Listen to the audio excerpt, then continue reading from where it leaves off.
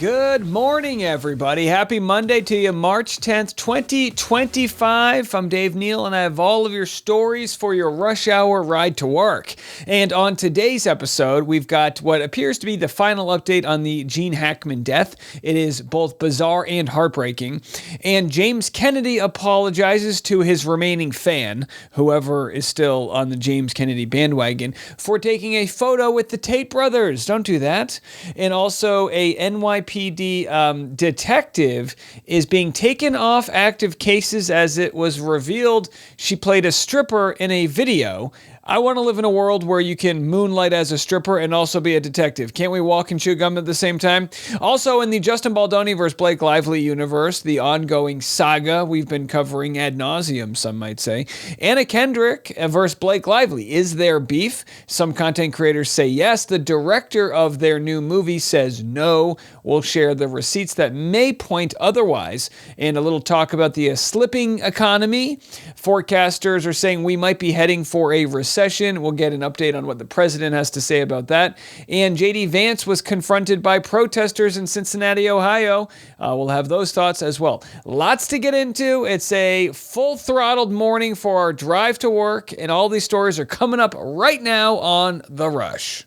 Well, it looks like we're losing another pharmacy. Walgreens bought by a private equity firm. What does this mean? Have a listen. Walgreens is being bought by a private equity firm in a multi-billion-dollar deal. Sycamore Partners is acquiring the Deerfield-based company. Walgreens Boots Alliance says it will maintain its headquarters in the Chicago area. Walgreens has been facing rising costs and has been making changes to turn around its business, including closing some 1,200 stores. And of course, that's the way that Joann's went. Everyone's upset that Joann's Fabric has gone bankrupt. And it really comes down to private equity, right? They like to buy these companies and then they don't really care if they succeed or not. It's just all a deal, right? It's really the scourge of capitalism, if you ask me. I'm no expert in private equity, but another company that just was sold to private equity, I believe, was Jimmy John's. Do I have that right? No, was it Jimmy John's or Jersey Mike's? Either way, you expect the food to start sucking, because that's how it works when you siphon the love and joy out of companies. All right, well, we've siphoned the love and joy out of Vanderpump Rules. Former cast member James Kennedy, who was, I guess, exonerated from DV. He was arrested for it, but then they never pressed charges. He posts a photo because apparently he wasn't unliked enough with the Tate brothers, who just got back in the U.S. I can't even say what they've been charged with and investigated for in Romania. I'll get kicked off YouTube. Just terrible crimes. Either way, James Kennedy says, I didn't know who they were. Apologizes after receiving social media backlash over a photo he posted with controversial internet personalities Andrew and Tristan Tate. He said this: I regret posting a photo with the Tate brothers at an event last night. I was unfamiliar with their content and the allegations against them. I only knew them as podcasters that had posted a viral clip about Vanderpump. I have since educated myself and condemned their beliefs. I'm sorry to all that I offended. Hey, well, look, I believe him, you know. He doesn't, and he's quick to apologize. It happens. You're a DJ, you're at an event. Someone's like, hey, take a photo with my pals. Then you Google them and find out that they're monsters. All right. Barreling through the content we missed over the weekend, we find NYPD detective under review after appearing as a stripper in a video, pulled from active cases. Look, I don't get it. If you're an NYPD detective, don't you want to be ingrained in different parts of society? So wouldn't one of the parts of society you'd want to be ingrained in would be the art of adult dance? I don't know. I think it's stupid. Remember, we covered this story a few years ago where there was someone who was an EMT technician, and they also moonlit as a OnlyFans model, and then they got fired. And it's like, I don't care if you're an OnlyFans model. Can you save someone's life? Can you, hook them up to that little machine that defibrillates them? That's all that matters, right? I'm inclusive. All right, John Goodman, injured while filming movie with Tom Cruise in the United Kingdom. He was injured on the set, but not doing a stunt. Now, he's an older guy. The source says that the actor fell while on the set, but it was not related to a stunt, and we're told he hurt his hip. He's on the mend and will be back shooting next week. Now, I don't know what this movie is all about, but it is with four-time Academy Award-winning director Alejandro Gonzalez Inarritu, whom I worked with on Birdman. So here is a never-before-seen photo of me with Academy Award-winning director Alejandro Inarritu on Vanity Fair. That's right, we were in Vanity Fair. I know you can't see my eyes right there, but that's fake blood, not real. For those on the podcast, there's a behind-the-scenes photo shot by award-winning cinematographer for Chivo on the film Birdman from a long time ago. We shot that over a decade ago. Boy, I had nice arms back in the day. I need to get back in the gym. All right, let's move it along. Let's get to our Gene Hackman updates. It's a Gene Hackman. The wife's hantavirus became fatal quickly and needed hospitalization. This is a very sad story. So I'm going to share what they said at the press conference over the weekend. This news kind of broke right after we recorded our last episode. Gene Hackman died a week after his wife. She had hantavirus, which comes from being exposed to mice and rat poop. It happens sometimes when you're cleaning it, and 1 in 3 people that get the virus pass away. So it's very, very highly deadly if you do get exposed to it. They think maybe she died, and then because he had Alzheimer's, there could be several reasons why he couldn't take care of himself, and then he died a week later. Here is their update. The cause of death for Mr. Gene Hackman, aged 95 years, is hypertensive and atherosclerotic cardiovascular disease, with Alzheimer's disease as a significant contributory factor. Autopsy examination and a full-body postmortem CT examination demonstrated no acute findings of internal or external trauma and showed severe heart disease. Now, of course, they then say there was no carbon monoxide issues because people thought, well, this has to be a murder-suicide or it has to be carbon monoxide. And sadly, even more tragic that his caretaker passed away and then a week later he passed away. Very tragic ending to an otherwise very long-lived, illustrious life for Gene Hackman and his wife there. Let's move it along. This is a bizarre story. I covered this a while back, but I guess he's still on the look. They're on the hunt for the ex-Olympian wanted by the FBI. The FBI is looking for a Canadian snowboarder. And I hate to say it, but part of me wants him to escape. I don't know, or get away. I don't know about you guys. Even when I just kind of root for the guy I root for the fugitive. I know. It's not a good quality of mine. Maybe he's a bad guy. Have a listen. Now to the former Olympic star who just made the FBI's 10 most wanted list, and they're asking for the public's help finding him. This morning, the FBI says it's on the hunt for an Olympic athlete turned international drug kingpin. Agents announcing former Canadian snowboarder Ryan Wedding is now on the 10 most wanted list. Agents claiming Wedding is the head of a deadly drug smuggling ring, funneling thousands of kilos of cocaine into the U.S. each year. Wedding went from being an elite athlete to running one of the most sophisticated drug trafficking networks in North America. Wedding rose to fame in 2002, competing in the giant slalom at the Salt Lake City Olympics. But less than a decade later, he was in prison, caught trying to buy millions of dollars in cocaine.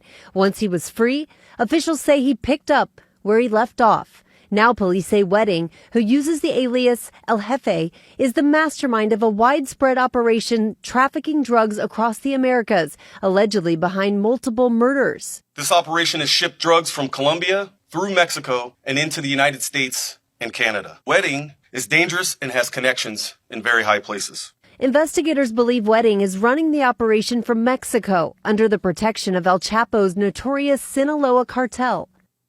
A $10 million reward is now being offered for information. All right, there it is. Look, all right, $10 million. Does anyone in our audience have any clues? Can we solve this case together? Maybe we'll split the money. No, look, I'm not saying he's not dangerous. I don't know.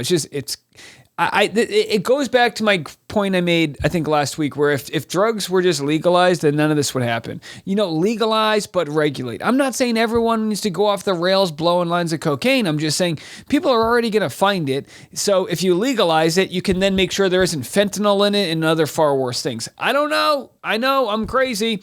Let's do this. Coming up next, we're going to dive into the Justin Baldoni, Blake Lively saga as Anna Kendrick has entered the ring. I'm going to share exactly what she said about Blake, what Blake Blake said about her. We're going to analyze the difference, and then we'll get the director's thoughts as well. All that coming up next.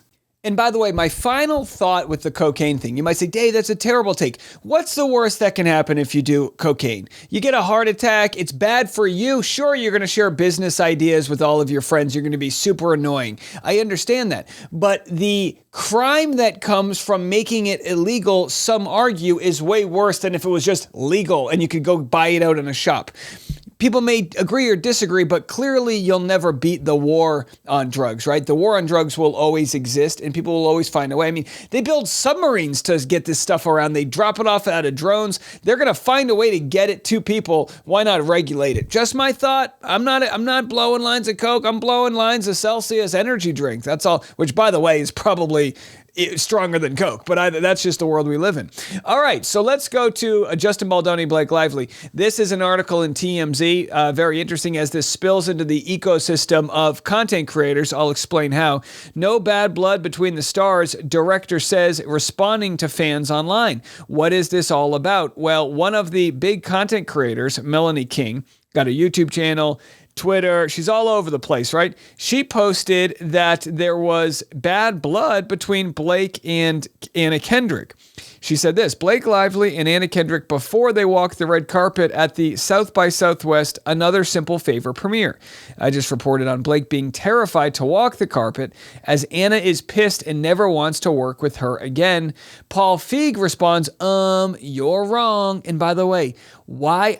I know everyone has their First Amendment rights to go comment nonsense on Twitter, but why a celebrity director would fuel this drama is beyond me. Any amount of trying to correct the sort of public opinion will only solidify that public opinion. So then Melanie King responds, but I'm not wrong.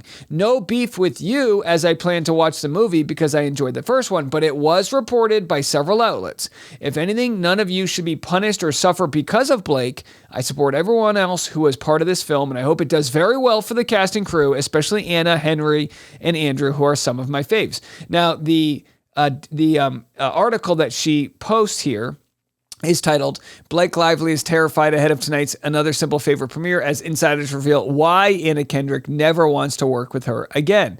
Now, look, I don't know if they had a problem or not, but they do great on camera. And the first movie was a big hit, and that's all you're going to see. Now, other stories that have come from this movie was one of which was cruel Blake Lively allegedly made a Simple Favor assistant director cry repeatedly. She's the reason I quit. And we've already covered that story. So not only, other people have receipts of not enjoying their time with her on set. Well, here is how Blake responded on the red carpet to questions about Anna Kendrick versus how Anna Kendrick responded. I mean, are we reading into this too much? I'm not too sure, but here's what Blake had to say. Blake, what does it mean to be back with Anna? Oh, it's the best. I'm so happy. So the question was, what is it like working with Anna? And she says, oh, it's the best. I'm so happy, blah, blah, blah. Here's Anna Kendrick's response. Anna, what does it mean to be working with Blake again? Oh, talking about you. So they said, what's it like working with Blake again? And she says, oh, And by the way, this is Anna Kendrick working the line, doing the red carpet, talking to fans. So it's not like they found her outside of an Italian restaurant and she didn't want to be bothered. She's there to promote her film. So, I mean, imagine if someone asked me, hey, how's it going with your wife? And I said, oh, I mean, I don't think that's a great answer. I don't think it's a great answer. But then again, Anna Kendrick is, kind of trying to be quippy and funny. When she was asked, we covered this over the weekend, when she was asked, what she thinks of all the drama surrounding Blake, she said, I took ayahuasca. I haven't been around for a year and a half. Why? What happened? And then she walked away. So clearly she's not going to address it. Clearly, as an A-lister, she feels like her pitch perfect response, like that pun there, would be to not pull focus away from her big moment. I mean, this is her big film, and she doesn't want to have to answer stupid questions. Now, you might say they're not stupid, but of course, Anna Kendrick wants nothing to do with it. All right. Well, in other news involving Justin Baldoni, we have Brendan Sklenar setting the record straight about wearing the same pin that Justin Baldoni wore earlier this month. So Justin Baldoni wore a floral brooch to the It Ends With Us red carpet event, the one that he was, summoned to the basement and wasn't allowed with the rest of the cast. Brandon Sklenar wore this just over the weekend, I believe, and some people are saying, oh, this means there's solidarity between him and Justin. Well, he clears it up, not exactly the case. Have a listen. Was there any special meaning behind that pin you wore last week? Yeah, honestly. The question was there any special meaning behind the pin you wore last week? No. I wish I could say there was. That was a total happenstance. A total happenstance. When you wear the same floral brooch that your buddy wore, oh my gosh, there's nothing more embarrassing than when you show up to a red carpet and you're like, oh my gosh, of all the floral brooches we own, we wore the same one. I woke up in the morning and saw an article, and I was like, oh damn, I literally had no idea.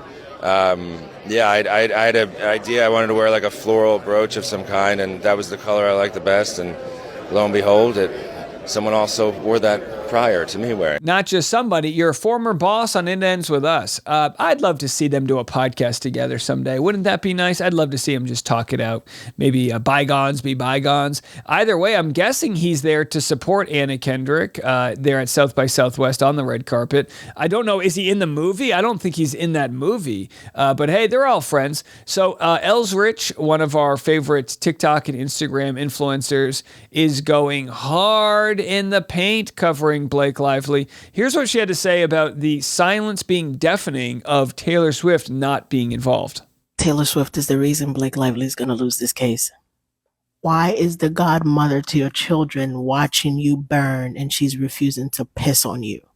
Piss on you to put out the fire. Is that the phrase? Yeah. It's a good question. Where's Taylor Swift in all of this? Now, people will say, well, Taylor Swift spent a lot of money to help with Kesha's defense when she was rightfully going through a court battle.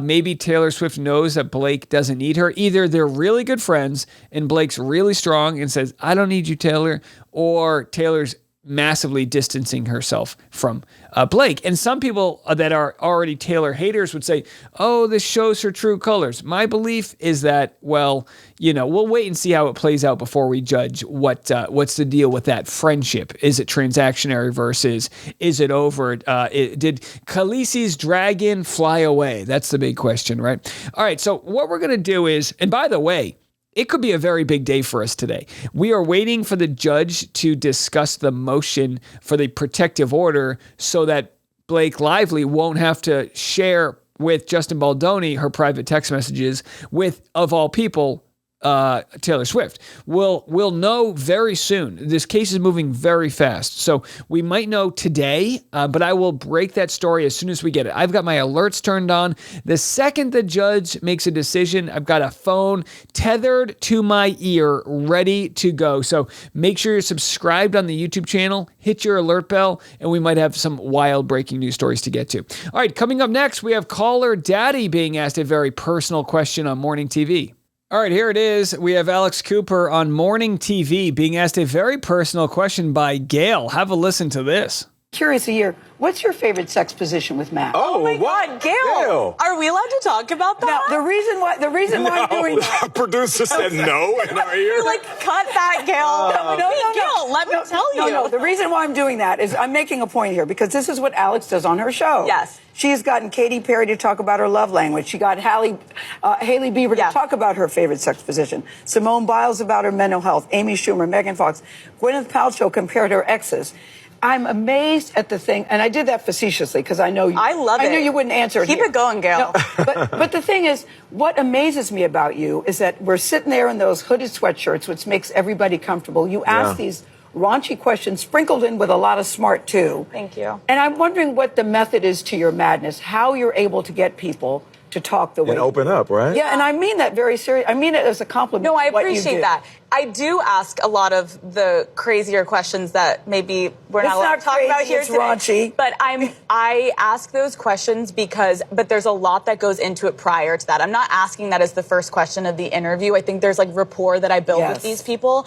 And yes, when I'm asking Gwyneth Paltrow, Brad, or Ben, it is a question we all want to know. Yes. But it's asked in the appropriate way at the right time. I'm reading the room. I'm being self-aware. Like, it's not like I'm making someone uncomfortable. And I think I've been interviewed a lot of times, and I can recognize when someone is not reading the room, and you're like, that was not an appropriate question to ask. I think that's what I take pride in, is making my audience feel comfortable and my guest feel comfortable. You know what's great? I mean, I have to say, when you're interviewing somebody in a podcast format, you can ask questions that might otherwise you would never ask someone privately, right? But it's like, hey, maybe the people want to know this.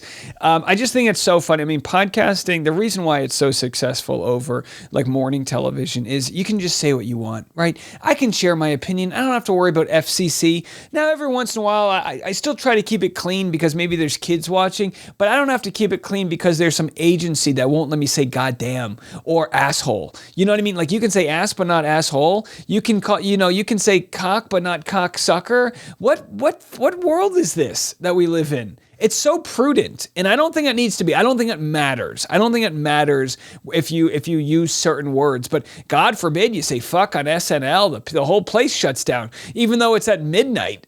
You know what I mean? It's just, I remember when I studied abroad in France, they played Showgirls on their network TV. That's a full frontal nudity. They didn't care. It's just like, yeah, whatever.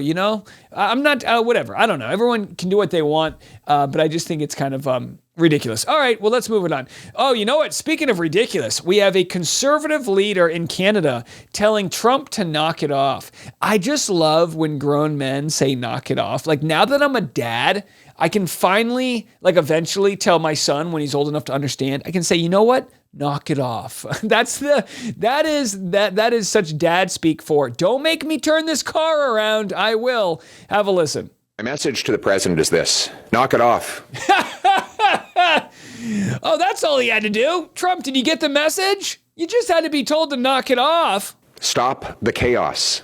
You are hurting your workers, your consumers, and most immediately destroying trillions of dollars of wealth on your own stock market. You're attacking a cherished friend of the United States, and you are strengthening America's enemies by going after America's friends. Stop tariffing our country and stop the monthly melodrama that is hurting our economies on both sides of the border. If you want American workers to have bigger paychecks and lower prices, then let's do more trade, not less.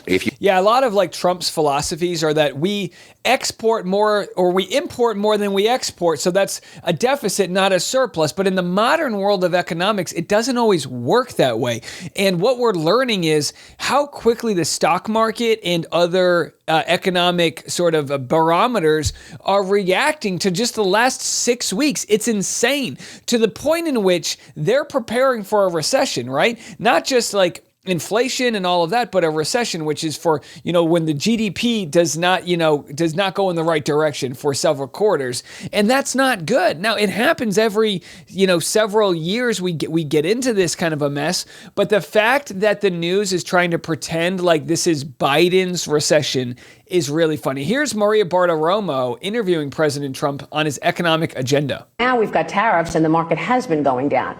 Well, not much. I mean, in all fairness. You said, look, we're going to have a disruption, but we're okay with that.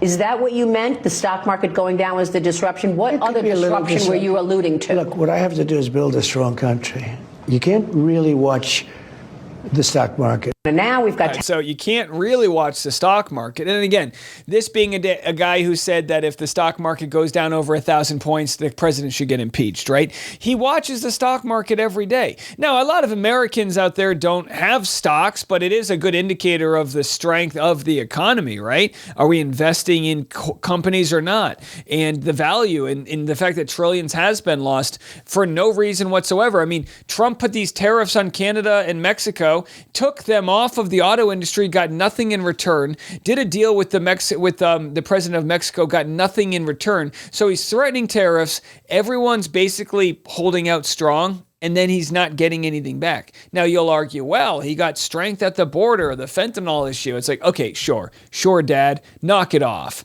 And in other news, JD Vance was confronted by supporters of us defending Ukraine in the war, Ukraine supporters.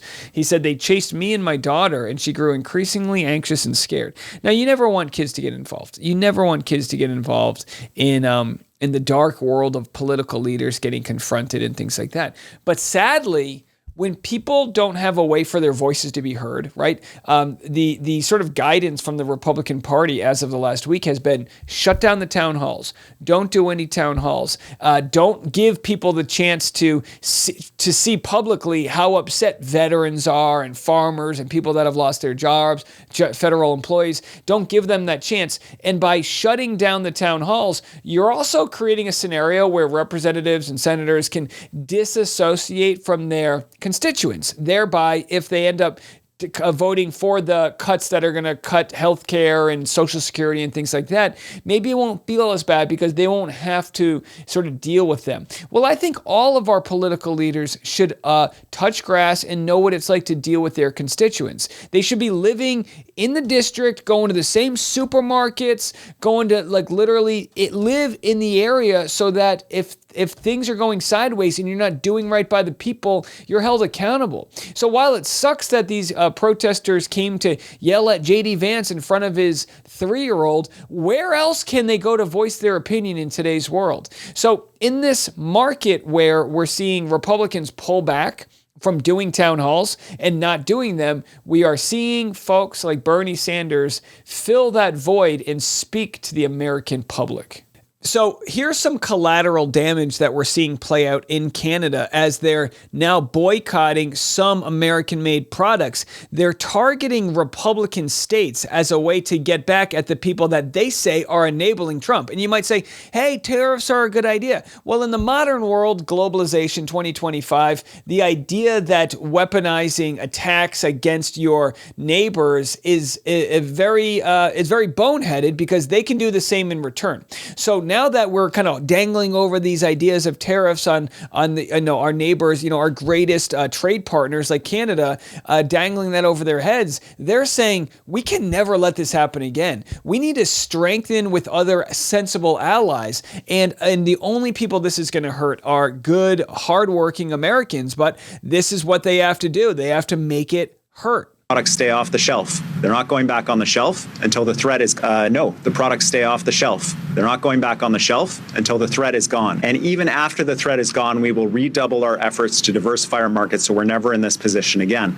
We focus on Republican states and their products because we know who's doing this to us.